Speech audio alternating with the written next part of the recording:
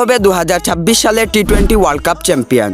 So আজকে world কাপের final ম্যাচটি অনুষ্ঠিত হবে ইন্ডিয়া বনাম নিউজিল্যান্ডের মধ্যে আহমেদাবাদ নরেন্দ্র মোদী স্টেডিয়ামে। এবং এই ম্যাচটাতে 30% জেতার চান্স আছে নিউজিল্যান্ডের এবং 70% জেতার চান্স ইন্ডিয়ার। এবং এই উভয় দলেরই কিন্তু বোলিং লাইন আপ সেম, কারণ পুরো টুর্নামেন্ট জুড়ে নিউজিল্যান্ড বল হাতে ভালো পারফরমেন্স করতে পারেনি এবং অপরদিকে ইন্ডিয়াও কিন্তু বল হাতে ভালো পারফরমেন্স করতে পারেনি, শুধু বুমরা বাদ দিয়ে কেউ রেগুলার ভালো বোলিং করতে পারেনি। কিন্তু তুলনামূলক নিউজিল্যান্ডের থেকে ইন্ডিয়া এই টুর্নামেন্টে ভালো বোলিং করেছে, কারণ ইন্ডিয়ার কাছে ভালো বোলার্সের অপশন আছে। এবং অপরদিকে ব্যাটিং লাইন আপও কিন্তু সেম ইন্ডিয়ার কাছে যেখানে আছে সঞ্জু স্যামসন, তিলক ভার্মা, হার্দিক পান্ডিয়া, অপরদিকে নিউজিল্যান্ডের কাছে আছে Finn Allen, Tim Seifert, Mitch Santner, Rachin Ravindra. কিন্তু ঘুরে ফিরে ওই একই কথা, নিউজিল্যান্ডের থেকে ইন্ডিয়া এই টুর্নামেন্টে ভালো ব্যাটিং পারফরমেন্স করছে। তাদের যদি টপ অর্ডার ডিসমিসেল হয়ে যায়, তারপরও তাদের কেউ না কেউ এসে দলের হারটা ধরতে পারে। কিন্তু অপরদিকে নিউজিল্যান্ডের কাছে মেইন ব্যাটিং লাইন আপই হলো তাদের টপ অর্ডার ফিন এলেন এবং টিম সাইফার্ট। এই দুজন আউট হওয়ার পর তাদের আর তেমন কেউ নেই দলের হাল ধরার।